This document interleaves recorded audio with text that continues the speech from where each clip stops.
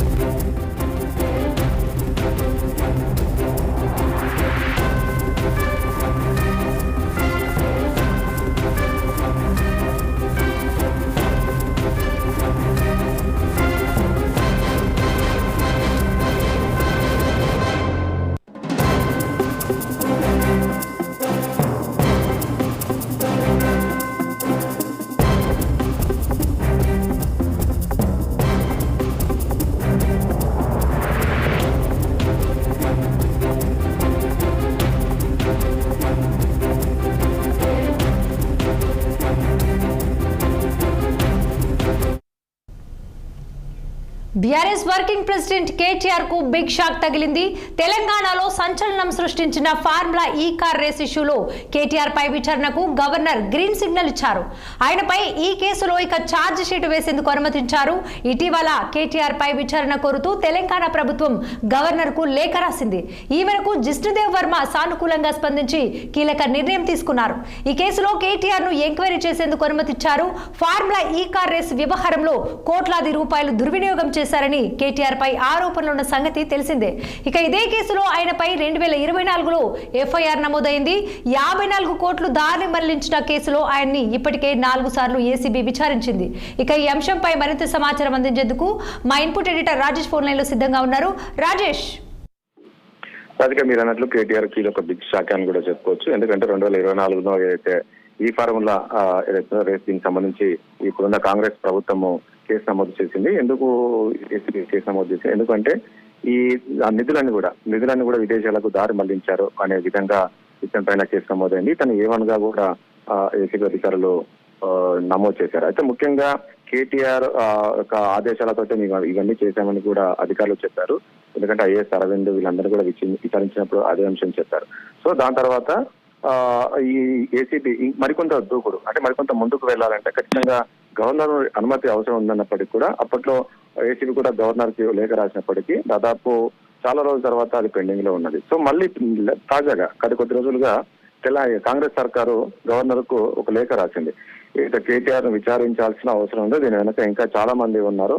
So ఇది విచారించాలంటే కేటీఆర్ విచారించే మీరు అనుమతి కావాలని చెప్పేసి కూడా గత కొద్ది రోజులు ఇచ్చినప్పటికీ కూడా అది పెండింగ్ లో పెట్టారు. సో ఇది కాంగ్రెస్ పార్టీ కాస్త రాజకీయంగా వాడుకున్నదని కూడా చెప్పుకోవచ్చు. మొన్నటి ఎలక్షన్స్ లో కూడా. ఎందుకంటే బీఆర్ఎస్ పార్టీ బీజేపీ రెండు ఒకటే అనేది ముఖ్యమంత్రి ప్రజలకు తీసుకెళ్లే ప్రయత్నం చేశారు మొన్న జూబ్లీ ఎన్నికల్లో కూడా. ఎందుకంటే కేటీఆర్ ఈ ఫార్ములా రేసు సంబంధించి కూడా ప్రజాధనాన్ని దుర్వినియోగం చేశారు, ఈ డబ్బులను కూడా మనీ లాండరింగ్ కింద విదేశాలకు మళ్లించారు అని చెప్పేసి ముఖ్యమంత్రి పదే చెప్పిన నేపథ్యంలో సో దీంతో విచారిస్తే ఎక్కడ బయటపడుతుందని చెప్పేసి గవర్నర్ అనుమతి ఇవ్వట్లేదు. సో కేంద్ర ప్రభుత్వం కావాలనే ప్రచారం చేస్తుంది, ఆలోచన చేస్తుంది. అంటే వీళ్ళిద్దరు కూడా ఒకటే అనే విధంగా పదే ముఖ్యమంత్రి చెప్పారు. కానీ ఈ రోజు తాజాగా చూసుకుంటే మాత్రము గవర్నర్ అనుమతి ఇచ్చింది. కేటీఆర్ ను విచారించేందుకు గవర్నర్ అనుమతించిన నేపథ్యంలోనే వెంటనే ఇటు కేంద్ర మంత్రి బండి సంజయ్ కూడా స్పందించారు. మొన్నటి వరకు మమ్మల్ని టార్గెట్ చేసి మీరు మాట్లాడారు ముఖ్యమంత్రి, ఈ రోజు మరి ఏం చెప్తారో చెప్పాలి, మీరే ఆన్సర్ ఇవ్వాలి. ఖచ్చితంగా గవర్నర్ అయితే అనుమతి ఇచ్చారు, ఎలాంటి చర్యలు తీసుకుంటారు, కేటీఆర్ పైన ఏం చేయబోతున్నారు చెప్పాలంటూ కూడా ఆయన ఈరోజు డిమాండ్ చేశారు. సో మొత్తానికి ఈ కేసుకు సంబంధించి దాదాపు 2024లో కేసు నమోదైంది. అప్పట్లో ఇది ఒక సంచలనంగా మారింది. ఏం జరగబోతుంది, దీని వెనక ఎవరెవరు ఉంటారు, ఏంటి, కేటీఆర్ అరెస్ట్ కాబోతున్నారు అనేది కూడా వార్తలు వచ్చినప్పుడు కూడా ఆ తర్వాత అలాగిన విషయం కూడా తెలిసింది. సో ఇప్పుడు తాజాగా మరి ఈ రోజు గవర్నర్ అయితే అనుమతి ఇచ్చారు కాబట్టి అనుమతి తర్వాత మరి ఏసీబీ ఎలాంటి దూకుడు పెంచబోతుంది, ఎలా ముందుకెళ్లబోతుంది, చార్జ్షీట్లు ఏం చేయబోతుంది, కేటీఆర్ అరెస్ట్ చేయబోతున్నారు, మరోసారి విచారణ ఏం జరగబోతున్నది మాత్రం ప్రస్తుతం ఉత్కంఠంగా ఉంది. ఇప్పటికే బీఆర్ఎస్ పార్టీ మన జూబ్లీస్ ఎన్నికల్లో ఓటమి తర్వాత కాస్త డీలపడిన విషయం తెలిసిందే. సో తాజాగా వర్కింగ్ ప్రెసిడెంట్ గా ఉన్న కేటీఆర్ పైన మరొకసారి ఈ రోజు ఈ గవర్నర్ అనుమతి ఇవ్వడం, వెంటనే మరి ఏసీబీ ఎలాంటి చర్యలు తీసుకోబోతు, ఏం చేయబోతున్నారు, మరి కేసీఆర్ అరెస్ట్ చేయబోతున్నారు, ఇవన్నీ కూడా కాస్త క్యాడర్ కూడా కాస్త ఆందోళనకైన విషయమే. ఎందుకంటే ఇప్పుడు ప్రజల్లో ప్రస్తుతానికైతే కేసీఆర్ అయితే ఫామ్ హౌస్ కి పరిమితమయ్యారు కాబట్టి మొత్తము తానే భుజాలు వేసుకుని పార్టీని క్యాడర్ నడిపిస్తున్న కేటీఆర్ పైన ఈ రోజు మళ్ళీ గవర్నర్ అనుమతి ఇవ్వడం, మళ్ళీ వెంటనే ఇప్పుడు ఏసీబీ ఎలాంటి చర్యలు తీసుకోబోతుంది, మరి ఆయన అరెస్ట్ చేయబోతుంది, ఏం చేయబోతుంది ఏంటి అనేది కూడా ఈ రోజు క్యాడర్ కూడా ఒక అయోమయంలో ఉంది. దీనిపైన ఇటు హరీష్ రావు కూడా ఒక ట్వీట్ చేశారు. అంటే ప్రభుత్వాన్ని ప్రశ్నిస్తుంటే ఇది కావాలనే ఒక రాజకీయ కక్షపూరితంగానే కేటీఆర్ పైన చర్యలు తీసుకునేందుకు ఈ ప్రభుత్వం పూనుకుంది అని చెప్పేసి కూడా చెప్తుంది. ఇవన్నీ కూడా ప్రజలు గమనిస్తున్నారు అనే విధంగా కూడా కేటీఆర్ హరీష్ రావు కూడా ఒక ట్వీట్ చేశారు. చూడాలి ఏం జరగబోతుంది ఏంటి అనేది చూడాల్సి ఉంటుంది. మరి ఏసీబీ ఎలా ముందుకెళ్తుంది, ఎందుకంటే ప్రభుత్వం మొన్నటి వరకు ముఖ్యమంత్రి ఈ రకమైన కామెంట్ చేశారు కాబట్టి మీరైతే అనుమతి ఇచ్చి చూడండి, నేను ఏం చేస్తామో చూపిస్తామని చెప్పేసి ముఖ్యమంత్రి చెప్పిన నేపథ్యంలో మరి ఈ రోజైతే గవర్నర్ అనుమతి అయితే వచ్చింది. మరి ఎలాంటి స్టెప్ చేయబోతుంది, ఏసీబీ ఎలాంటి స్టెప్ చేయబోతుంది, ప్రభుత్వం ఏం చేయబోతుంది, కేటీఆర్ అరెస్ట్ చేయబోతారా ఏంటనేది మాత్రం మొత్తానికి ఈ రోజే తెలిసే అవకాశం కనబడుతుంది. ఇప్పుడు గవర్నర్ అనుమతి వచ్చిన తర్వాత ఈ యొక్క అనుమతి ఈ లెటర్ అంతా కూడా ఏసీబీ ఆఫీస్ అధికారులకు వెళ్తుంది. అక్కడ తర్వాత ఫర్దర్ యాక్షన్ ఏం చేయబోతున్నారు, రాష్ట్రంలో ఏం పెట్టబోతున్నారు, ఏం విచారించేది మాత్రం ఈ మరికొన్ని గంటల్లో తెలిసే అవకాశం ఉంది.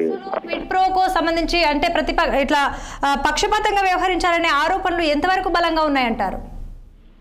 ఖచ్చితంగా ఇదే రాజకీయ హరీష్ రావు అదే చెప్తున్నారు. అంటే కూడా కక్షపూరితంగా చేశారు. ఎందుకంటే ప్రభుత్వాన్ని కేటీఆర్ పదే పదే ప్రశ్నిస్తున్నారు. ఎందుకంటే ప్రభుత్వం ఈ రోజు ప్రజలకు చాలా హామీలు ఇచ్చింది, 420 హామీలు ఇచ్చారు, కానీ ఈ హామీలు ఏవి కూడా అమలు చేయలేదు.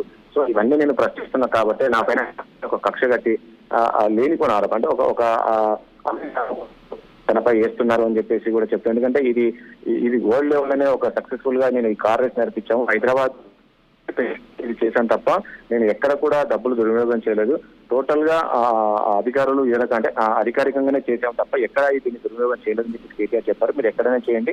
గతంలో కూడా కేటీఆర్ విచారించారు. ఏసీబీ అధికారులు విచారించినప్పుడు కూడా నన్ను 2-3 క్వశ్చన్స్ అడిగారు.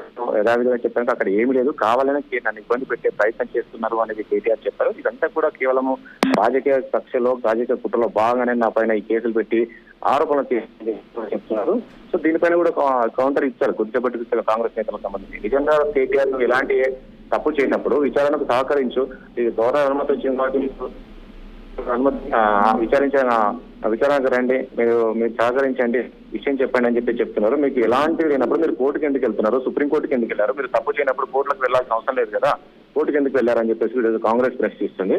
సో ఇవన్నీ కూడా ఉన్న ఆరోపణలు. మరి దీని తర్వాత ఇప్పుడు ఎలాంటి యాక్షన్ తీసుకోబోతున్నారు ఏంటి అనేది కూడా చూడాల్సి ఉంటుంది. మరి నిజంగా ఇది రాజకీయ కక్షలో భాగంగా కేసు పెట్టిందా, లేక నిజంగానే కేసీఆర్ ఈ రకంగా డబ్బులు దుర్వినియోగం చేశాడా, అంటే అఫీషియల్ గా లేకుండా జీవో జారీ చేయకుండా ఒక క్యాబినెట్ లో నిర్ణయం తీసుకోకుండా కేవలం ఆయన ఒక చార్ట్ ద్వారా, ఒక వాట్సాప్ చార్ట్ ద్వారా ఐఏఎస్ ఆఫీసర్ కి అదైతే కమిషనర్ పంపితే ఆయన డబ్బులు పంపించారు. సో ఇలాంటి నిర్ణయాలు తీసుకున్నప్పుడు ఖచ్చితంగా క్యాబినెట్ నిర్ణయం తీసుకోవాల్సి ఉంటుంది. క్యాబినెట్ లో నిర్ణయం తీసుకున్న తర్వాత ఈ డబ్బులు లావాదేవీలు ఉంటాయి. కానీ అలాంటి ఏమీ నిర్ణయం తీసుకోకుండా కేటీఆర్ కేవలం ఆయన సొంతగా నిర్ణయం తీసుకున్నాడు కాబట్టి దీనిపైన ఖచ్చితంగా చర్యలు తీసుకోవాల్సిన అవసరం ఉంది. ఇది ఖచ్చితంగా మనీ లాండరింగ్ జరిగింది అనేది ఒక ఆరోపణలు వస్తున్న నేపథ్యంలో మరి ఎలాంటి చర్యలు తీసుకోబోతారు ఏంటి మాత్రం చూడాల్సి ఉంటుంది.